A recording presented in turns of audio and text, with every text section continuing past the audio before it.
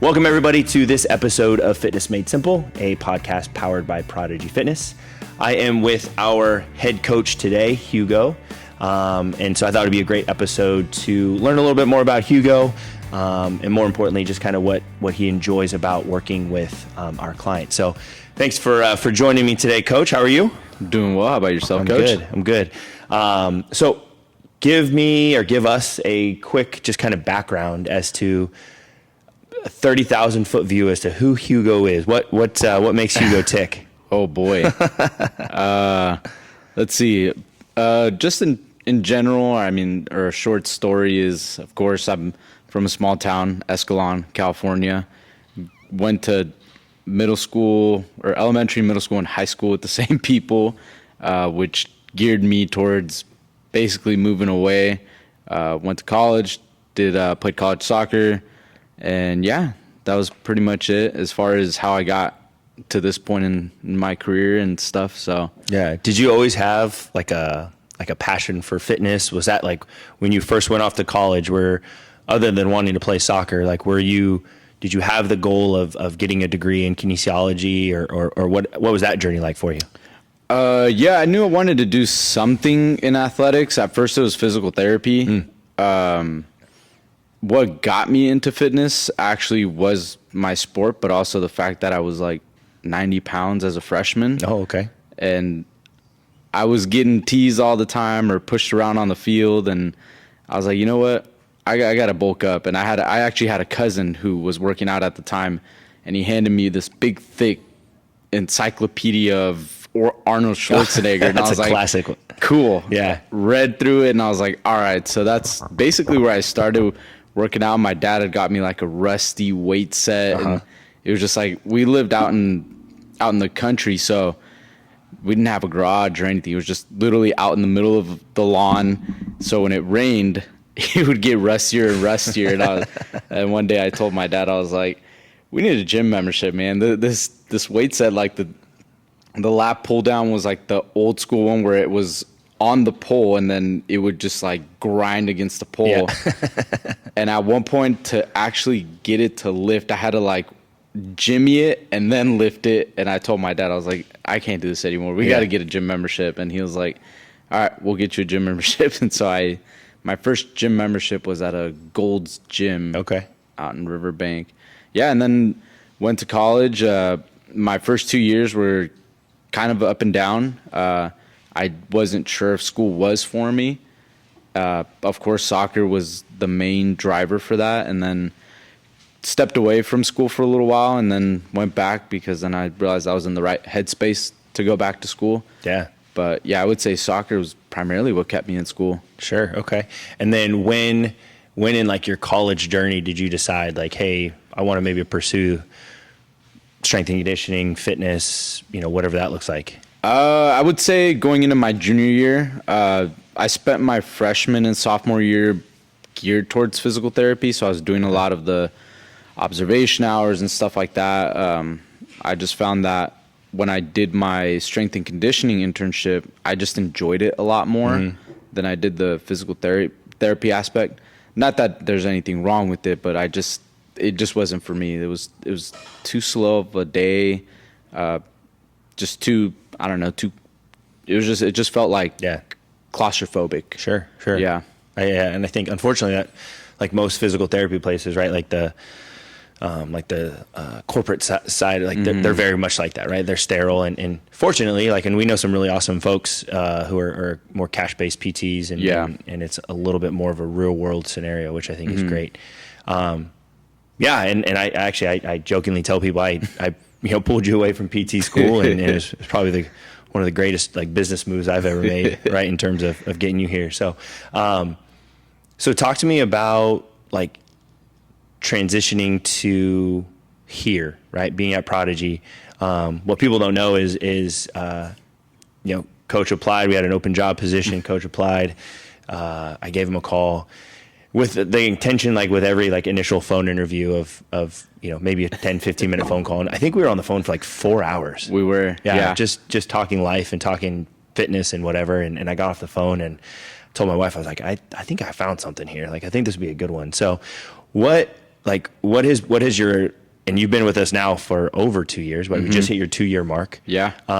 What has been some of those like lessons that you've learned, some of those things that has really kind of just stuck with you over these last couple of years? Like whether it's, let me start by saying this, like what was like maybe 2 or 3 like big lessons that you've learned that can relate to fitness, right? For somebody who might be over 45, you know?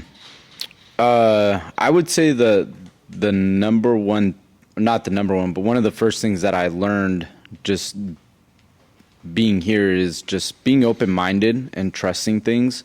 I do remember when I had first applied for the job position. Speaking of that, I was in my little apartment in Iowa, and I was just applying to jobs because it was actually our professor at the time had wanted us to start applying to jobs, getting used to that process.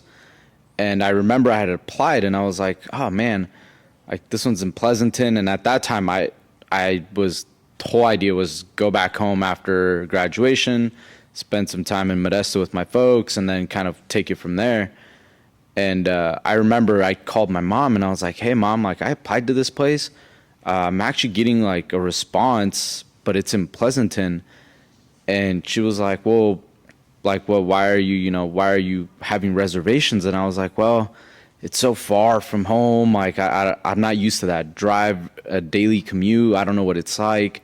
I've heard all these crazy things about the Altamont.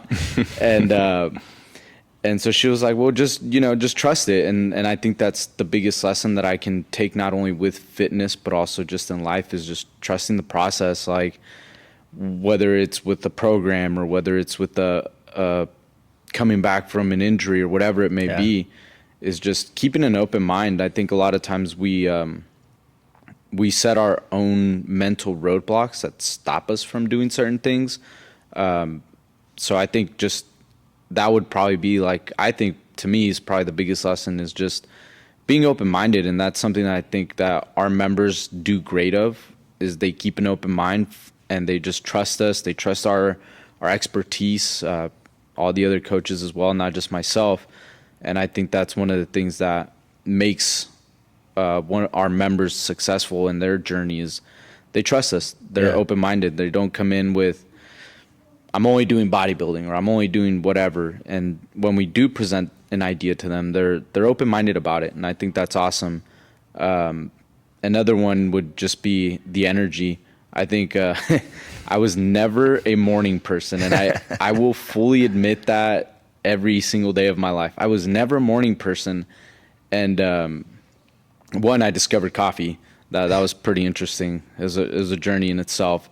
But two, just our members, the energy they bring, it makes it that much more enjoyable. Like when I wake up, I'm not just like, oh, I gotta go to work. It's all right, we'll see what today has in store with whoever we have at 6 a.m. And my mom always jokes with me, like, I could never get you up to even just go to school at 8 in the morning, let alone you're waking up on your own at 4:30 in the morning. And I'm like, I enjoy it. The energy that I have at work, and it's like the energy the members bring fuels my fire to give them that same energy back.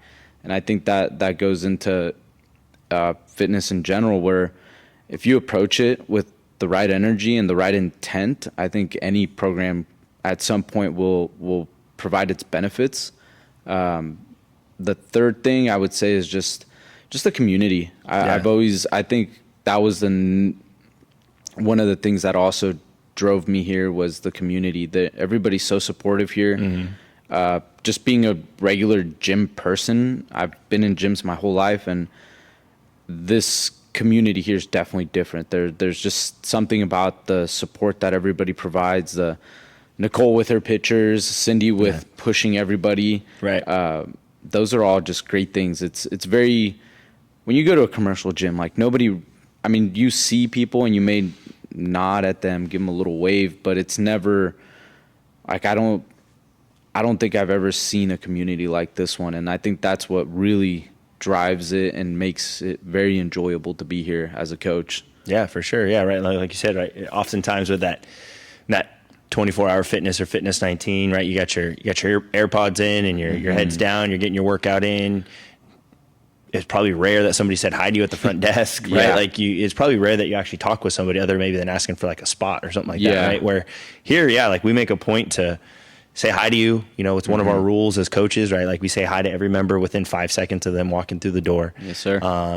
You know, and not just hi, but like we use their name and, you know, it's a really cool feeling when you've got multiple people the moment you walk through the door at 6 a.m. when you're still half awake, right? You're half asleep, like, and you get multiple people going, "Hey, Nicole, hey!" Like, it's such a cool feeling when these and hopefully like our members feel like, yeah, these guys really want me here, right? And I think that's super powerful, right? Yeah, absolutely.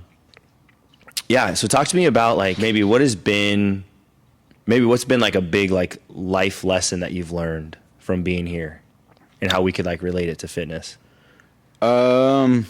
Biggest life lesson, or I would say, a support system. Like having the right support system makes all the difference. I think here at Prodigy, like we support our members, but they also support us back, and that I think is huge. And that, I think that's a great life lesson in the sense that you could have all the bells and whistles, and you can try to get, you know, your exercise and all that, but if you don't have the right support system in place, it makes it that much more difficult to be consistent with your fitness journey. And I think that, again, going back to the community thing, like everybody here feels like a support system to one another, and I think that's huge in the sense that we have members in here who come in and they may not be at 100% that day, and then they tag along with their favorite member, and all of a sudden it's a spark, and all of a sudden they walk away with a sense of well-being. They're like a breath of fresh air, and they're happy they got through it, rather than coming in on their own with their AirPods, and who knows, they might not be feeling it that day, and halfway through their workout they're like, I'm just gonna go home. So I think that's huge, is having the right support systems. Probably been, and just in life, my parents, girlfriend, all that, having them as a support system has been really helpful. Sure, absolutely. And I think something I wanted to touch on that you said, and it kind of goes into this idea of like energy, right? Like there's something like energy is contagious, right? Whether it's positive or negative energy. And I think one thing that we really try our best to do is start with positive energy, because then it fuels our members, and then their positive energy fuels back into us, right? And I think, you know, you had said it earlier of just this idea that like I don't think our members like truly realize, but like I think they give us just as much as we give them in terms of energy. Like if they're coming in and they're having a great time, like it makes it so much easier for us, and we feed off of that as well, right? Absolutely. And then it just makes just this cool place, like this cool vibe when you come in. What would you describe as like your coaching philosophy? My coaching philosophy, I would say it's a very supportive is the word for sure. I fully believe in supporting everybody, no matter what your background is. Supportive and educational. I like to educate. If I can talk all day about exercise science, I would do it with every single member, and I get it, and I see it in their eyes sometimes. They're like, what? And then I have to check myself. I'm like, wait, I'm nerding out here. I need to relax. They don't know what contralateral, ipsilateral. Yeah. And it makes it fun, because I'm sure they notice it, and then I get it with the abbreviations all the time. What is this abbreviation and this and that? You guys are getting too fancy with the abbreviations. And then I have to remember, like, one arm. It doesn't have to be unilateral. Whatever. Unilateral row. They're probably like, what? Dumbbell row. Okay, cool. But yeah, supportive and educational. I also want them to understand why they're doing it. And I think that's huge in the sense that if they can understand it, they can go into it with the right intention. And it's awesome. Like I especially when they see just, why do I have to do 3 sets of 3? And then we go down that rabbit hole on how that portrays to their strength side of their fitness. And once they understand that, they're like, oh, okay. And And I think that makes it much more valuable. Yeah. In terms of just as a coach, like providing that value, but also showing them like, hey, this is what our intent is. This is what I would like you to do. And it helps with those members that are 12 rep warriors or higher. They're like, Right. oh, well, why can't I just do 30 reps? And I'm like, well, we got to work on strength at some point. Yeah, So. absolutely. And I think that just goes into us like helping educate, like you were saying, right? Like educating and working through some of those myths that have been kind of pushed throughout, over the last, couple of decades of fitness, of like, oh, ladies, like you shouldn't be, do lightweight high reps, you want to tone up and things like that. When it's like, no, like let's just focus on getting strong, right? Yeah. Like let's get stronger. Let's do it with good quality. But I think that speaks to like more about like who we are as coaches, right? Like we're not just some dumb jocks, gym bros who just like liked working out and thought, hey, let's start a gym one day, right? Like we have the knowledge, we have the experience, but more importantly, like we have the passion and it's really important for us to like connect with our members and for them to fully understand, like you said, like what they're doing, because that ultimately helps with like their buy-in, right? And we can write the best program in the world that we know, but if they're not bought into it, then they're not really going to get the results from it, right? So I think us taking that extra time to not just go like, oh, why am I doing this? Like just do it, right? Like I'm going to explain to you why. It ultimately helps in the long run, right? We've worked with both, obviously like our main kind of demographic, right? Adults 40, 45 plus. But we also have youth athletes, right? Yeah. And that's something that, that maybe a podcast for another day, but starting the business, it was with youth athletes and all those things. And we still, that's still near and dear to our heart. And we still have youth athletes who come see us.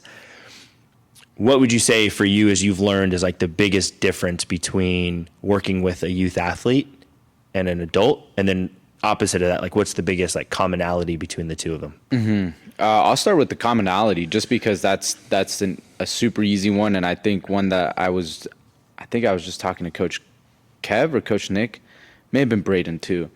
The biggest commonality is, and a lot of folks, they think, oh, athletes, they do all these fancy workouts and things. And as I told Braden and Coach Kev, I remember my first workout program that I wrote here for the Ballistic Boys. And I told them, I was like, dude, I had them doing stuff with the bands and like hooked onto stuff. And I was doing all these fancy things. And now that I'm 2 years in, I just have them do a dumbbell one-arm row instead of, all these crazy exercises. And I think that's the biggest commonality amongst both groups, is just keeping it simple. Yeah, a squat is a squat. Like it works. Whether it's a front squat, goblet squat. To this day, the athletes do a goblet squat. So do our members. The biggest difference is definitely understanding the lifestyle. I think with the athletes, they have especially the youth athletes, they have all the time in the world to recover. They can eat whatever they want for the most part, although that's not what I preach. But most of them don't have the control over their nutrition as much as an adult would. So managing fatigue, I think, is also one of the biggest differences between both groups. With the athletes, sure, we how are you feeling? How's everything feeling? Oh, everything's feeling great. Okay, cool. And they're gonna push no matter what. With our adults, it's definitely one of those where it's like, okay, we have to manage your fatigue, and I don't want to overdo anything, because you have life stressors. You have kids, grandkids, work. Some of our members are up before we even are, and that's them answering emails from that moment till God knows when. And they have much more, their life is a lot more complex than an 11, 12-year-old youth athlete who just comes in, works out, goes home, and probably plays video games all day. So I think that's the biggest learning aspect for me as well, is that our adults need to be treated differently, in the sense that the way we support them is having them understand, like, hey, we're giving you the right amount at the right time so that you can still come back whenever you'd like, rather than, hey, let's just push the needle every single time you're in here. And So it's definitely, that's been the number one learning aspect for me as well, especially with programs and just talking with the members. Definitely a little different, but at the end of the day, they both do a squat, they both do a dumbbell one arm row. Right. Absolutely. Yeah. And I think, going to that idea of, while we're not going to, put our members on, I was talking to Nicole about this morning, right? Like, we're not going to put you in bubble wrap, right? Like, we're going to challenge you, but at the same time, we're going to be smart about it. And same with our athletes, right? Like, we're not going to just do Olympic lifting because that's what everybody else does, or whatever. It's like, there's a time and a place and there's a reason. But at the end of the day, like, it all comes down to keep it simple, right? Like, what does every athlete need? They need to get stronger, right? They need to move better. What does every adult need? They need to get stronger. They need to move better, right? Like, there's a lot of commonalities, and and it's funny. Like, we get people coming like, oh, I'm not an athlete. I'm like, yeah, you don't have to be. That's fine. That's fine, totally fine. But you're still gonna squat. You're still gonna push up. You're gonna still do all those things, right? So let's say somebody comes in, right? They're in their early 50s, right? They haven't worked out consistently in the last, I don't know, year and a half, 2 years, 10 years, maybe never in their life. They're intimidated to start. Like, what piece of advice would you give to them about getting started? Biggest piece of advice is I would say it would be, don't look at social media. Don't look at social media. I think that's the number one factor nowadays, that people, they want to get back into the gym, or they want to start back up, or whether they've been there at some point in their life or not, they see we're flooded with social media at all times. And I think they see the fitness influencers, all the different, and even the jokes online they can be very intimidating, and they can they can force people to go, I don't know, I'm not ready. I'm not ready. And so then they think they're not ready, and then they never make it even in the door, because for all this social media overload on information, I think that would be my biggest piece of advice is, whatever you do, just get in the gym, find a trainer, someone credible, and start there. Don't look at social media, whatever. Don't use ChatGPT. Don't go on, because it just, there's so much intimidation that goes behind that. And especially with fitness influencers I've seen plenty of workouts posted on there, and I'm like, that's for your beginner? Are you sure this is even a beginner that you're talking to? Like, oh my gosh. But I would say that would be my number one piece of advice is don't look at social media. Yeah. And it's funny you say that, because like, you're going back to like your original comment about how you like looking back at like programs you made. And it's funny, like, I'll look at programs I made like 10 years ago, and I'm like, whoa, like I did that much volume. Like, I was like 10 sets of 10 on this and that. Like, what in the world? German method. Yeah. Right. Like, what's going on? But yeah, like, it's that very much, like, I love that piece of advice. And it's very much that like that comparison of like, oh, I see this person, and that's perfect, and that's this and that. But what people forget to realize is that it's not always perfect, and they're only showing what is like their quote unquote perfect rep or whatever, but they're not showing the failures, or they're not showing like what it took them to get to that point. Absolutely. Right. And I think, the other thing that I always talk about with like social media or the internet in general is like, there's so much conflicting information, and it's so confusing. And it leads to overwhelm, and it leads to like, well, I have no idea. I'm just not going to do anything, right? And so like, just find somebody who's knowledgeable, preferably at Prodigy Fitness, and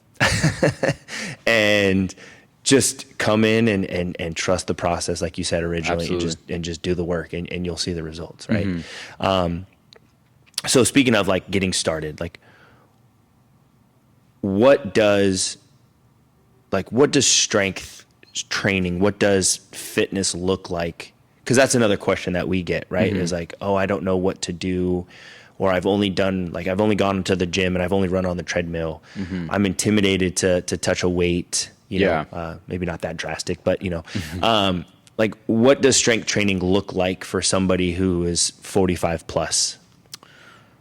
Strength training for someone who's 45 plus, just even thinking back to our members and what makes them successful in their journey, I think it's one, making sure you get all the movement patterns. I think that's huge. The push, the pull, the carry, the squat, the hinge, especially the hinge. I think that's huge, because a lot of folks think, oh, hinge, I'm gonna deadlift up with the barbell for 500 pounds. Like, no, there's many other ways to hinge, and it's good for you. A lot of people don't realize how beneficial a hinge is for them.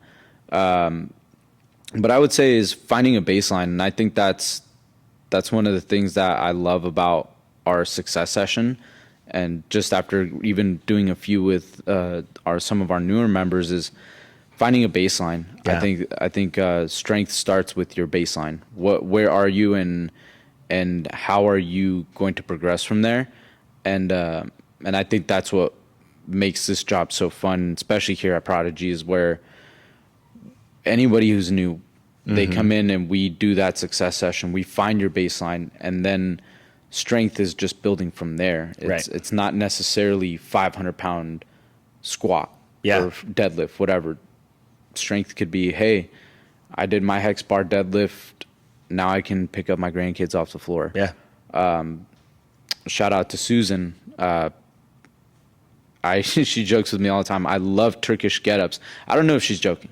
I'm going to say she's joking, but I honestly don't think she is, though. I think she truly enjoys it. And she's probably the only member we've ever had who say they enjoy Turkish get-ups. And I think strength, when I look at Susan, and I think strength with her, it's her ability to get up off a bench, get up off the floor by doing Turkish get-ups. And as much as people hate them, they're very beneficial. And that's strength to me, is being able to do things in here that translate to your life outside, and helping you be successful in things that you weren't able to do before.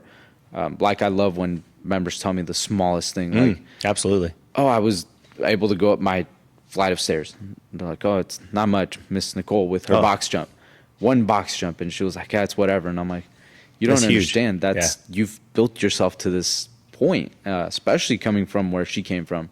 Miss Cindy with her running and going through the Olympics, the Prodigy Olympics. I think that to me is strength. It's not necessarily tied to,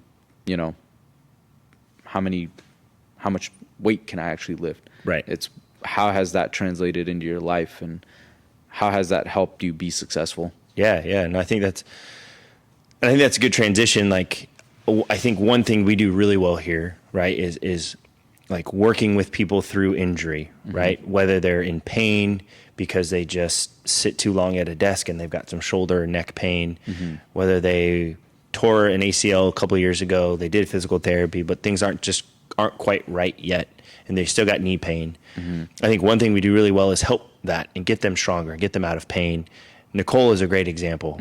So, like, what does that look like as far as how we approach taking somebody through, a training session in pain? I think the best thing we do here at Prodigy, and that goes for all the coaches, is we understand that pain is complex. I think we don't give any rehab, quote unquote, or injury prevention the same treatment every time. Everybody understands pain a little differently, which is actually great, because I was talking to Braden about, I keep messing up her name, Melanie, when she came in with her shoulder pain, and I told him she looks like she just needed a little bit of a push. She ended up doing her kettlebell bottoms up press hold. Someone may have not got to that point. A different injury with that same specific area, they may not have been able to get to that same exact point, because their pain is a little different. What they interpret as a 2-3 out of 10 pain level might be a 5 or 6 to someone else. And I think that's where we do a really great job of modifying things, whether it's range of motion, dropping the weight, whatever it may be. And I think we all have something in our back pocket for everything. And we continue to learn as well, to be able to help those folks out, and not make them feel like, oh, this is it. Like, we've been able to help so many people, and of course, Nicole being one of the top people, going from her brace and having to get her knee drained every week or whatever it was to doing a box jump. And I'm sure her pain was very complex compared to someone else's, like say like Miss Maureen. She also has the same exact injury, a meniscus tear. Two total different pain levels, I'm sure. And I think that's the number one thing we do here as far as how we approach it, is understanding that it's complex and having something in our back pocket to be able to help those folks, that if we try to go down one path and it's not working, we can always steer and still make progress in another way. Yeah. And I think ultimately, like, it comes down to like what we do in general is just like everything is individualized, right? Like we're looking at each individual person and going, okay, like what is your situation, right? And let's get you through that. And then, like we make a concerted effort to be really good at helping people through pain, because I feel like, going back to one of the earlier questions we had of like what holds people back, I think pain often holds people back, because they're like, one, it's kind of the whole, like the mindset of like, oh, if I'm in pain, like don't move, right? When in reality, like movement is probably the best thing you could be doing. But a lot of people just gotta have this idea of like, oh, that's just who I am. That's how I'm supposed to be. I'm supposed to be in pain now. I'm in my 50s. That's just what happens. Like, no, it doesn't have to be that way, right? Like you just have to be put in the right situation with the right guidance, and we can, and very easily can get you out of pain. Sure. Yes. Like some caveats, obviously, right? Like there's something structurally wrong and things like that. Like, unfortunately, I can't reconnect your ACL for you if you tore it, but like if you just have pain in your knee because you've got some quad tightness or some tendon, issues, like we can fix that. We can make sure that you're doing things that feel really good for you and strengthen things up at the same time. Absolutely. Right? And most importantly, don't put you in bubble wrap, right? Right. Like we're not going to just sit here and just do basic, physical therapy type of, like we're still going to get you to squat. We're still going to get you to deadlift. But we're going to find the variation, the range of motion, whatever it is that works really well for you. Yeah. What would you say, sorry, how do I phrase this? Like, what do you wish more people over 45, like, would understand about fitness that might, like, change how they approach it? Change how they approach it. That this one's very specific, but and I find it very common. And even just being here for 2 years, and even just from the outside world and listening to folks when I'm out and about, is approach it with the idea of, and it ties back to your comment that, oh, I'm in pain because I'm 50. This is how it is. I would say it's don't approach fitness with this. I would say the bubble wrap mentality. Like, don't bubble wrap yourself going into it. Yeah. Because then you're only setting yourself up to be bubble wrapped.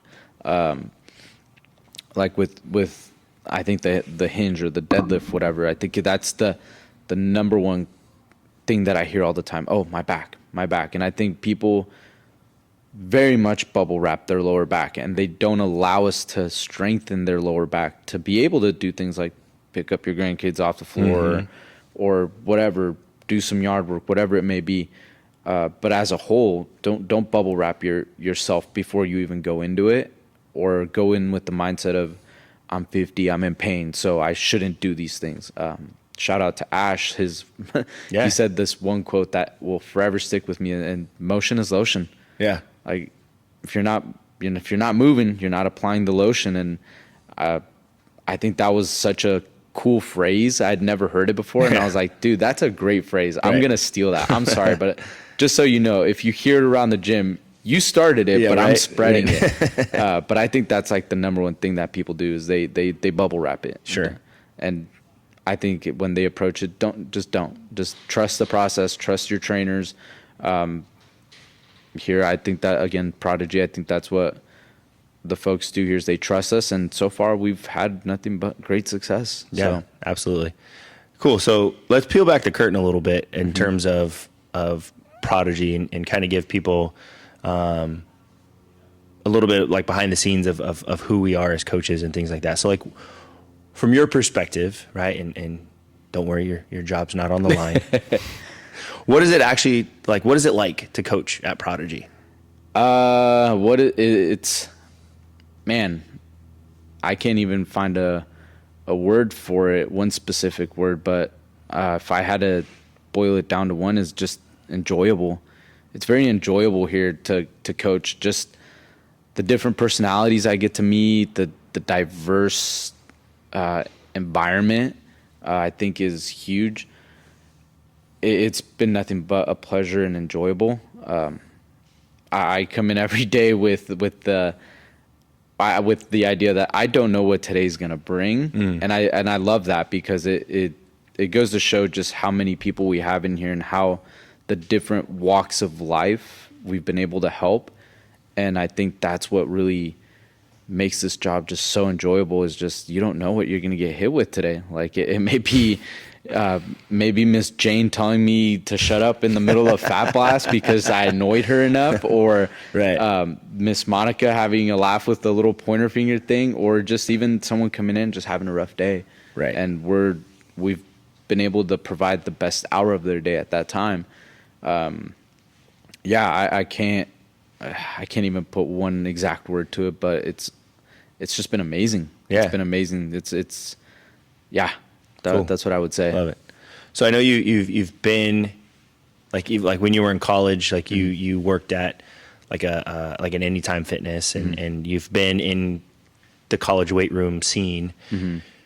Like what makes Prodigy different from other gyms? What, if somebody were to ask you, right? Like if somebody on the street were to go, hey, like what makes Prodigy different? Like what would you say to them? Number one,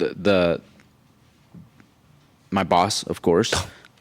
Of course. But also the colleagues, like just with Nick, Kev, Taylor, who is here at some point as well, and just everybody that I've been able to meet here. And this is no knock on any of my past coworkers or anything like that. But just the environment here, like it just feels like a sense of closeness. Like I actually, like at other gyms that I've worked at, sure, we would kind of talk here and there, but it was never like I didn't really know much about my coworkers then. There was maybe a few that I bounced around a bunch of gyms, and between all the gyms, I can probably look back to maybe 2 people, 3 people where I'm like, oh yeah, I still keep in contact because I got to know them on a deeper level.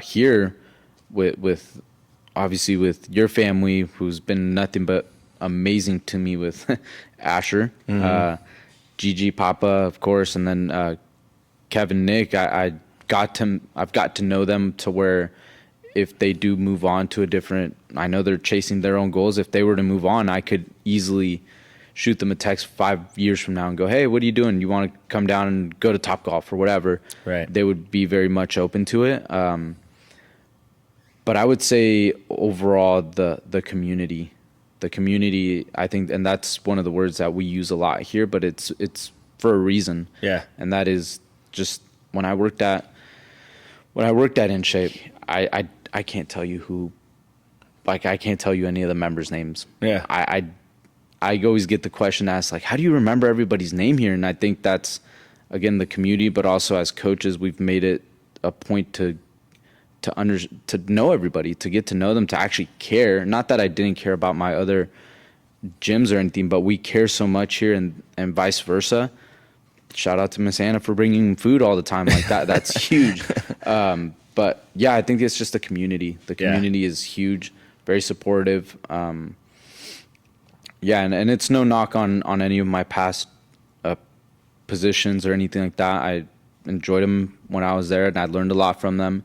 But I wasn't just a number. I was actually that's also one of the things. I was never referred to as coach.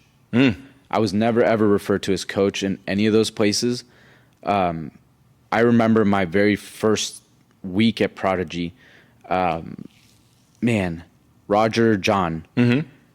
I helped him with his deadlift, and I think that was one of the first few people I helped. And I remember he said, "Oh, okay, thank you, coach." And I think that was like it hit me. I was like, "Wait, did he just call me coach?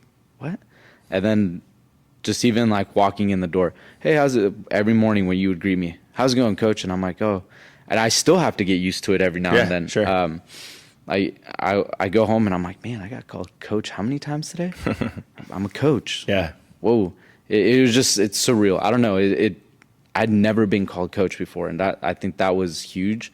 Like it's towards me. Like I'm not just, one of the trainers. I'm Coach Hugo. And that to me was like even changing my Instagram name to Coach Hugo. I was like, whoa, this is weird, but I like it. Like this is cool. Yeah. So I would say that the community and just the overall togetherness that we have here. Yeah, for sure.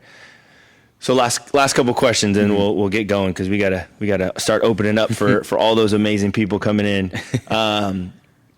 If you could give one piece of advice to someone who is sitting on the fence, right? Like they maybe a family member, right, who has told you, oh man, yeah, I got to start working out. I got to do, like, what would you tell them?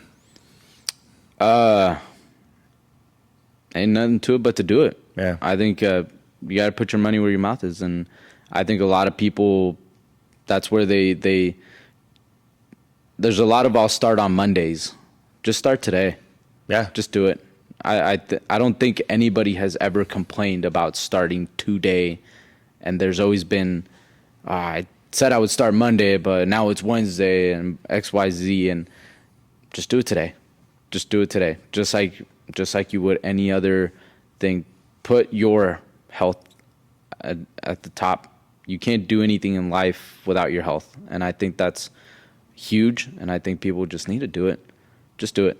I don't really have much for that because it's just do it. The more once you get into it, you're not going to regret it. Yeah. You're not going to regret it. Love it. Well, I'll be honest, I had like 3 other questions, but that's a pretty powerful one to end on. So thank you guys again for joining us for this episode of Fitness Made Simple, a podcast powered by Prodigy Fitness. Coach Andrew, Coach Hugo, we'll talk to you guys soon.